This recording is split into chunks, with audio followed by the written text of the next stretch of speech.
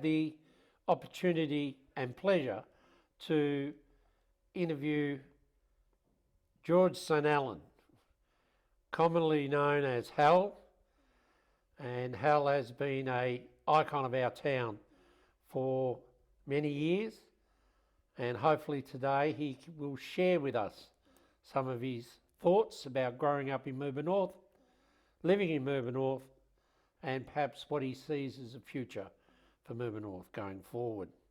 So Hal, welcome. Thank you. Hal, I'd like to start from the beginning and ask if you'd share with us what your early thoughts and memories about as an infant and growing up in Mirboo North, and some of the highlights that you had as a young boy in Mirboo North. Well, I remember going to kindergarten. First of all, the kindergarten was down in the Anglican church hall, and a lady called Mrs Gorman, she was the kindergarten teacher. So that was about 1954, something like that, and then my twin brother Bill and I started primary school in 1955. Right.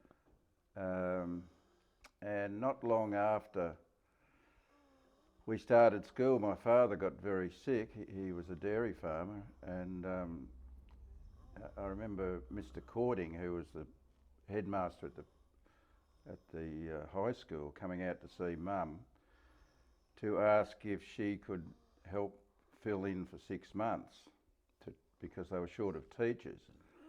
And she agreed to do it because my parents were saving up to buy a new car. But unfortunately my father got very sick shortly after that, and Mum kept teaching for, well, right up until the mid-1970s. I'd like to, you've mentioned, the years in which you started kindergarten and then primary school, and you've indicated that mum and dad, what was their occupation and whereabouts was? Well, my father was a dairy farmer. Yeah. We had a property, well, in those days, a mile out of the town, and he got very ill in our first year at primary school and had to sell the cows, and at a very low price. And Mum continued teaching. Okay. Until the 1970s. Right. So Mum was teaching, and did Dad continue farming less? Well, we leased the property out Okay. for a number of years, and then as my brother and I were teenagers, we could help Dad on the farm. We bought sheep and continued on for a number of years after that. Okay. So farming just on the fringe of town, or? Well, in 1.5 k's out of the town. Yeah. Okay, so it's on the fringe. On the Grand Ridge Road. Grand Ridge Road there. And down to Nichols Road. To Nichols Road, and that down the hill for those that know that particular road. So going to school, how did that? Did you walk? Did you bus? What was the arrangements back in the 1950s? Before Mum went back teaching, my brother and I, we used to catch the school bus on the corner of Mardan Road and Grand Ridge Road. Okay, yep.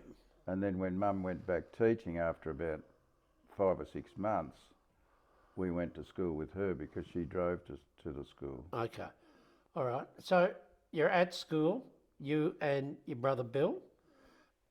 What was some of your best memories about Mirboo North Primary School? I'm assuming it was Mirboo North Elementary School, primary and elementary. Well, it was called primary school, Primary and that year the high school began. Right. In 1955. So all of the elementary kids, the school had previously gone up to, I think, Form 4. They all went over to the new high school across the road. So, and I remember we didn't do preps, we went straight into grade 1, and from memory our first teacher was Mrs Ramsey. Okay.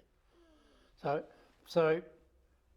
kindergarten down at the Anglican Church, St Mary's, Yes. left there, straight to school, straight into grade 1, Yes. no prep, and what would now be regarded as secondary students had that year moved across to the brand new high school. Yeah. Okay, so the brand new high school, and that high school went to year 12 back then. As far as I can remember, it went straight through to Form 6. Yeah, Form 6. Okay. So, all right. So we've that. Now, what did a day for George St. Ellen look like back in those days? You know, you're at primary school. You obviously got chores, the bus. So what was a normal? Well, we sort of always day? started with an assembly. Yep. And all the kids were in their various grades, and then would march to music into our classrooms. Okay. So if you can imagine, there were only 6 grades in those days: 1, 2, 3, 4, 5, and 6, and each class, each year had a particular room, and so that's how I remember it. So you went off to class every day, marching. Yeah, and after lunch as well. I'm pretty sure we had an assembly after lunch as well. Right. They called the roll. Well, they do a roll call in the class. Yeah. Okay. Um, How the music that you would go to your classrooms with every day, was it a popular music? Was it as far as I can remember, it was Colonel Bogey, Colonel Bogey, and which that is a was war song. a military type song? And we would march. We'd all march into our classrooms. Okay. And no one ever questioned it. It was just the way it was. And I remember the headmaster, when he spoke, he would always say "attention," and it was only years after I realised that the word he was using was attention, but he would always say "attention." Funny. So you didn't understand what he was asking No. you to do. Okay. So what was school like? How your memories of school, and let's just pick. You know, you've moved on to secondary college, secondary high school, as it was then, I suppose. What did it entail? Was there a mixture of academic or sport, or because you were on the farm, you still had farming chores? What was Hal's day like or week like? Well, I remember there was a cricket pitch at the primary school, and we'd play cricket. There were 2 pitches actually at the primary school, and the younger kids used to play on one, and the grade 4, 5, and 6 kids would play on the main pitch. And kids would be playing before school, at recess, and also at lunchtime. Not proper matches or anything. Yeah. And then in the wintertime, we'd play football and just make up sides and umpire the games ourselves. And I remember we played Thorpedale in primary school in a football match. I think we played twice, once at Mirboo North and once at Thorpedale. That was when I was in grade 5 or grade 6. Yep. So those years were 1959 and 1960.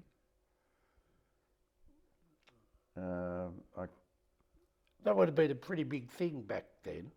Well, it was. It was because no one played competitive sport on the weekends. Yeah. We were too young to play organised sport, so it was a real highlight for us. I remember one other time we actually went over to your lawn with cricket, and the Collingwood players had come up to coach us. Went over on one of Pensiny's buses, and I remember the Collingwood captain his name was Jack Rose, and I remember how they coached us in the nets at your lawn, which was also a highlight because I mean we just didn't do things like that very often. So they're sporting fond memories you've got. What about Mirboo North at that time, Hal? The main street, the vibrant nature of the community. What memory does that bring back for you? Well, in those days, of course, the street was narrow in those days before it was widened in the early 1970s. So when you turned in the main street, you had to do what they call a three-point turn. Yep. Either that, or you'd go right down to the end of the main street and do a U-turn near the library and come back. Yep. Virtually all of the people who worked in the town lived in the town. I can't think of anyone who worked outside of the town because you had the Forest Commission, you had the Butter Factory and the Lands Department and both schools as employers. Yeah, and what about, those 5 groups were the heavy employers of the town. It's fair then to say that Mirboo North has always had a focus, or has had a focus on education. Education, both schools had very high reputations as good schools. Yep. The high school especially had a lot of very successful students who went on to great working careers, professional careers in their working lives. We had doctors and dentists and engineers and company directors and all sorts of things. Yeah. So the retail side of it, there was, am I right in saying that at one stage there was like 3 grocery stores, 3 hotels, multiple rural supplies? Let's talk about that. Starting, thinking about it, the Butter Factory opened a retail store for the farmers' supplies. It was a cooperative. Mm-hmm. And then coming down the street, we had the baker. There were 2 butchers in the town, 2 hotels, 3 garages, newsagent, of course. Frank Dunn owned the electrical shop where he sold radios and televisions, fridges, all sorts of electrical goods. And then there was Chappie Kiss had a grain store. And Foster's, of course, they were the drapers. Right. So there were quite a lot of local businesses in the town. Okay. Stop there, Joe. Sorry, we haven't talked about the railway line now. I just realised. You want to talk about something to do with ask a question about the railway and how important it was and stuff. Okay. Just while we're talking about the main street. Yeah, okay, I'll do that. Okay, and Hal, thanks for sharing that about the business type people. What role in your mind did the railway line that was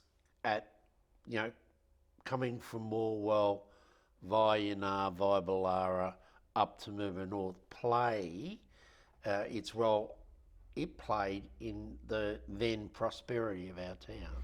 Well, the the freight train came up and brought a lot of the groceries and things like that into the town.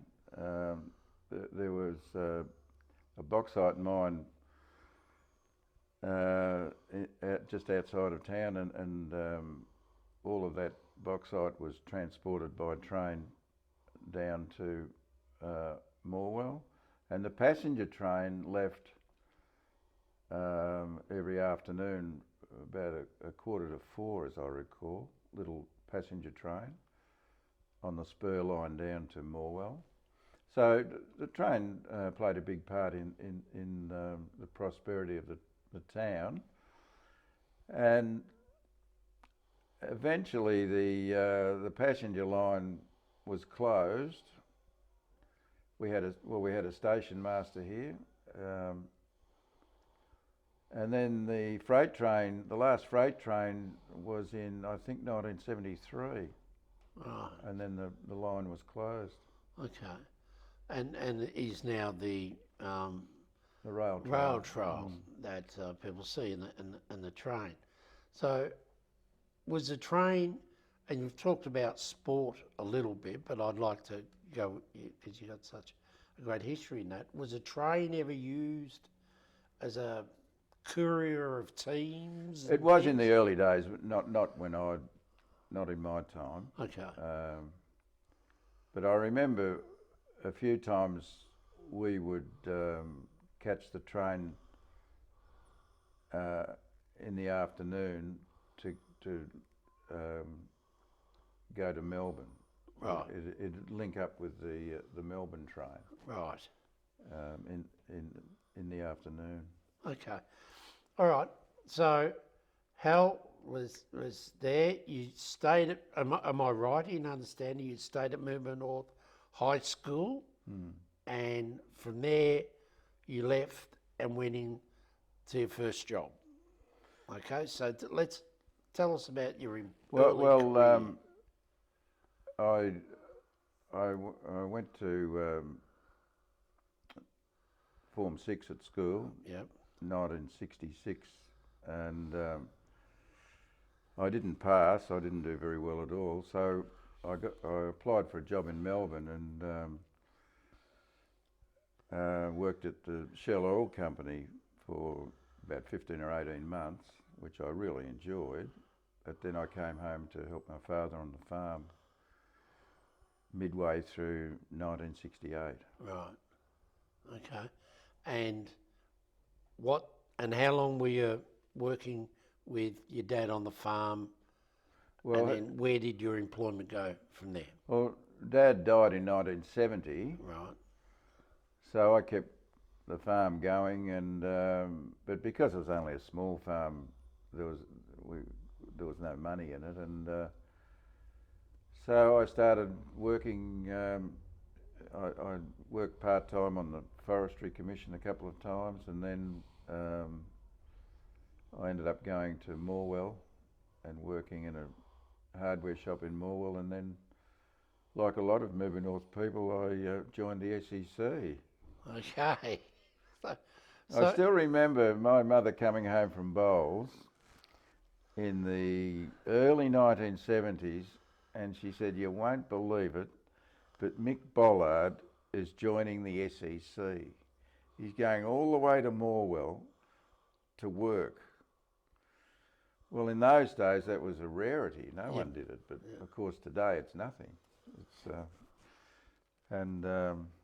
they're the little things that I remember. So okay, so the SECs, for those younger people watching this, that's the State Electricity Commission, as it was then. It went on to be called the SECV because it was of Victoria, put on the back end of it. But what was Hal doing working for the SEC? What's your type of things that highlights of working for the SEC? Well, I started out like most people, as they either went down into the mine or worked in the power station, and I started off as a trades assistant, and then a few months after that I went and became a storeman, and later a supervisor, and and then I got into administration. Okay, so you're out of the overalls and into the suit.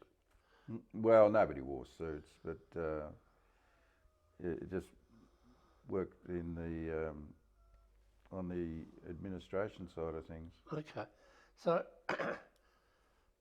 that was your employment background as you were working your way through. And at what age, say, were you when you were working for the SEC? When was that? Well, I started at the SEC when I was probably 30, Okay.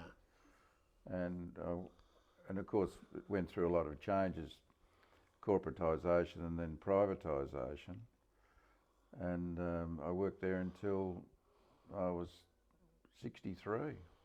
So it's a fair haul. It was about 28 years. Okay, so a loyal servant to the SEC. So all of, while that's going on, so you've got a 28-year, steady job. Hal was there. Then everything around Mirboo North must have been in constant change. Well, probably one of the biggest changes, of course, was when they closed the butter factory in 1972. And that had a big impact on the town because the employees, they had to go over to Leongatha to work. And then a few years after that, the Lands Department and the Forestry combined into one entity. And Mirboo North sort of became known by some people, or called as a dormitory town, where a lot of these industries were closing, and people were going out. I was one of them, going out and over to work in the Latrobe Valley. Okay, so how did that work for you? Were you driving across on your own? Were you busing? Were you carpooling? What was those days like? Well, for a while I was driving on my own, and then I got involved with carpooling as well. There were no buses services in those days, but most of the time I was carpooling with different people. Yep. Okay. So we've got that's going. We've got Hal. We've got him going to work. We understand now. You were there 28 years or so. What was Hal's involvement with Mirboo North? The broader Mirboo North, and where did Hal, romantically get involved and start a family and all those sorts of things? Well, I played cricket for about 12 or 14 years in my earlier days, but when I started working outside in the valley, I stopped playing cricket, but I kept playing golf. I always played golf. And I was in the Apex Club and a few other bits and pieces. Yep. So I tried to keep involved as much as I could in the town without going overboard. Well, it sounds pretty active to me, Hal. Cricket, the Apex Club, golf, and you've never been one, as I understand it, to shy away from being involved in the clubs, not just a player, but you've also carried jobs at various places. What are some of those jobs that really you've been active in the community in Mirboo North? Well, I remember in 1975, my late friend Peter Treese, he had started writing a greyhound column in the Mirboo North Times, because when he came back from Vietnam after serving in Vietnam, he became interested in greyhound breeding with Wally Carter. So Peter started a greyhound column, and when he got married, he asked me if I could fill in for a couple of weeks whilst he was on his honeymoon. And anyway, that extended into 3 or 4 years. So I wrote a weekly greyhound column for the Mirboo North Times. And then about 20 years later, you, Joe, rang up one day and asked me if I'd like to be the football writer. And Norm Martin had given me the name Rover for my greyhound column. And I said Norm being the editor of the Times. Yeah, Norm was the editor or the owner of the Mirboo North Times. Yep. And when you asked me if I'd be the football writer, I said I'd do it on one condition, that I wanted to be known as Rover. And you said, well, if that's all you want, you've got the job. And that's now in its 21st year. Well, that was 2002, and Yeah, so I'm 23 still years. going. I had a break for a couple of years, but I'm still going in the year 2025. Well, that's fantastic, Alan. You've had other roles, of course, in sport. You've been pretty heavily involved with the cricket club as well as a ground worker, supporter, pitch preparer. Yes, am I well, correct? I had a long break from cricket after I finished playing in 1978 was my last year. And anyway, I remember John Mercer asked me about 30 years after that if I'd like to come and help prepare the turf wicket. So that was about 2014, something like that. And so I got heavily involved with the preparation of the turf wicket with John Mercer and Stuart Mackenzie and Eric Peters and a few other people. Yep. And that is one of Mirboo North's great assets. It's turf wicket, and it's renowned for that. So, okay, so Hal's been active in the community in more ways than one. You also, Hal, during that time, have been doing pastoral care, if you like, to support some of the people, perhaps not known in our community. Well, yeah, so I've been involved in Kairos Prison Ministry at Fulham Correctional Centre for over 20 years. It's something that I've enjoyed doing, and we continue to do that, but it's I think it's really run its course. Okay. And that is a huge time commitment that you've put in to, a part of the broader community that's not often thought about in that context, Well, it's not something I advertise, but No. it's met some great people with our prison ministry team over the years, and also met some interesting residents at Fulham Correctional Centre. I'm not going to go any further with that, Hal, but I'm just saying I suspect that to be the case. Hal, I'm going to take you back now a little bit, if that's okay. Back when Hal, you met your wife Jenny, you started family and all those sorts of things. How was that time for you in raising family in Mirboo North? And I want to ask you in the context of the strength of Mirboo North at that time, or the support that you got from Mirboo North, or you felt was there.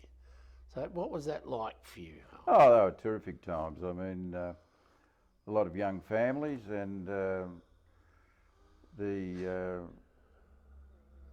with the kindergartens and the schools and everything else, and it was a terrific community, the great kids and lots of opportunities for the school children. Yep. With organised sport, much more so than when I was a youngster. Yep. So it was yeah, good times. And during that time and you know, walking towards where we are now, what have you seen as being the major change agents, the biggest impact that has happened in Mirboo North? What? Well, I think as I said earlier, the closing of the batter factory had a big impact on the town. Later, there was the old butter factory was turned into a restaurant and a brewery, so that was a development.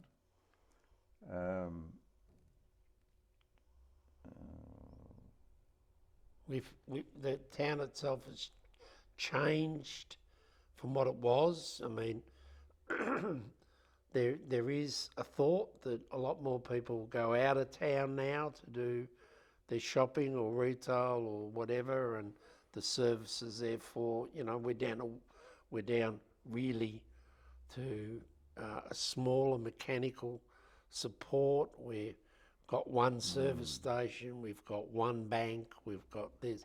So what are those changes? What's your thoughts in relationship to living through those changes? Well, we all adapt to change.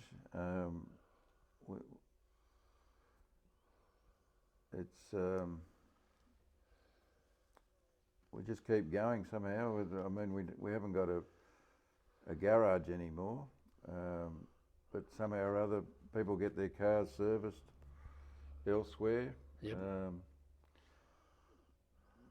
Small country towns are adaptable, and otherwise you don't survive, I suppose. Yeah, it's okay. So what's been the strength of Mirboo North community or Mirboo North township that in your mind, say over the last 50, 60 years that you've been active in it? Oh well, we've been very fortunate to have some strong leaders.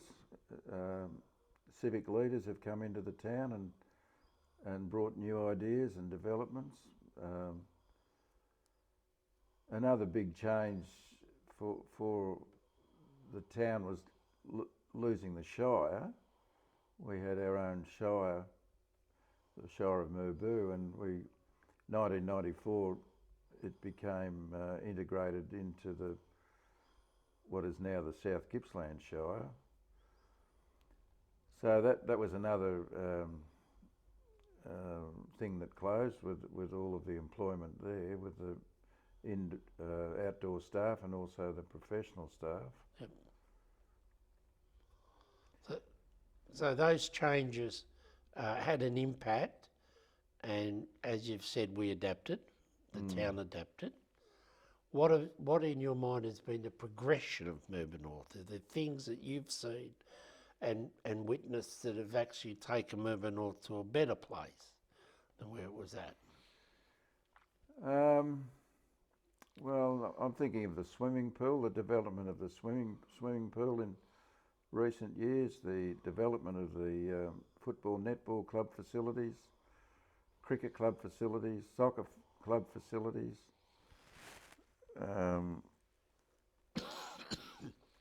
We've got a magnificent medical centre now, which accommodates three doctors. We've got a big pharmacy. There's so many things in Mirboo North we take for granted that other towns don't have, as far as facilities go.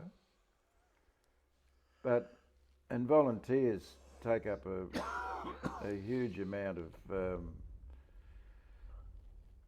the activities of keeping things going through the town. I think we've got something like 60 voluntary organisations, fire brigade, sporting clubs, all sorts of things. Yeah. Ambulance, police station. Ambulance, police station. Yeah, and so that in itself is a step forward or positioning of Mirboo North. Excuse me, Hal, I just a bit dry. Hal, by royal decree, I've made you mayor of Mirboo North for a day. Oh, thank you.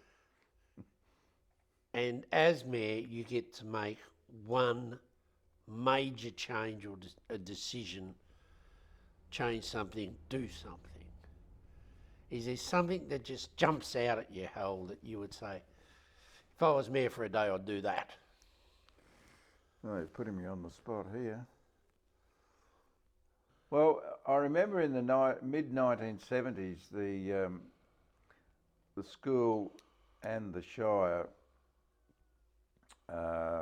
with the help of local politicians, combined to establish a gymnasium being built at the school, which was a huge thing. It was a really big thing. But of course, that's 50 years ago, and it's now outdated. It hasn't got the facilities that are required in 2025. So I know the local parliamentarian, Danny O'Brien. He's been working very hard trying to get funds raised for a new gymnasium. So that's probably one of the big ticket items that everyone would like to see in Mirboo North, a new gymnasium. So George St.Ellen, mayor for a day, decrees a gymnasium's going to be built. Yeah, That it? that'll do. Do we have to put your name on it? Oh no, I think it'd be great. It's, I mean, I've got grandkids who play there, and they say, well, my grandson he plays in he goes to other gymnasiums, and he said the Mirboo North one is lagging behind the other towns. Yes, I can testify to that. I was at a basketball tournament in Terrelgan 2 weeks ago, and I moved between these 6 courts. Oh, really? But I mean, you got to remember when it was built in 1975 or 76, it was state of the art. Yep. So things run their time, don't they? 50 years, used by dates, well past. Yeah. Hal, one of the things and the rationale, as you know, of having a discussion with residents of Mirboo North, one of which obviously is you, is to just bring to the attention the work and importance of the Historical Society, Mirboo North Historical Society. So you're not an actual volunteer with a society, so it'd be really great to get your independent view of the role they play and how you see and how valuable you might see that. Well, I think it's important that we have a historical society, and that they can continue to gather information from the past and what's going on in the present time for the future generations to have access to.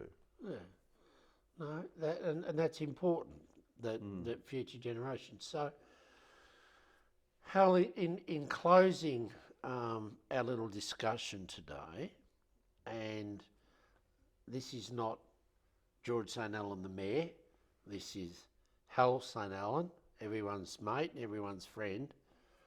If you were to look into that camera and give young people today advice, what would you say to them? What are the things you'd tell them they needed to understand and do? Well, I think the most important thing for all young people is to have a good education. That's probably the best advice that these young people can have. And in saying that, Hal, I'd like to close now our discussion. It's been a pleasure, as always. It's the first time that I've sat with you for about 30 or more minutes without at least one joke. So here's your chance, Hal. Tell a joke. Oh, I can't think of any jokes. All right, okay. And not one comment about Mel Haggard either, I see. No. All right. Hal, it's been a pleasure today. Thank you very much. Thanks.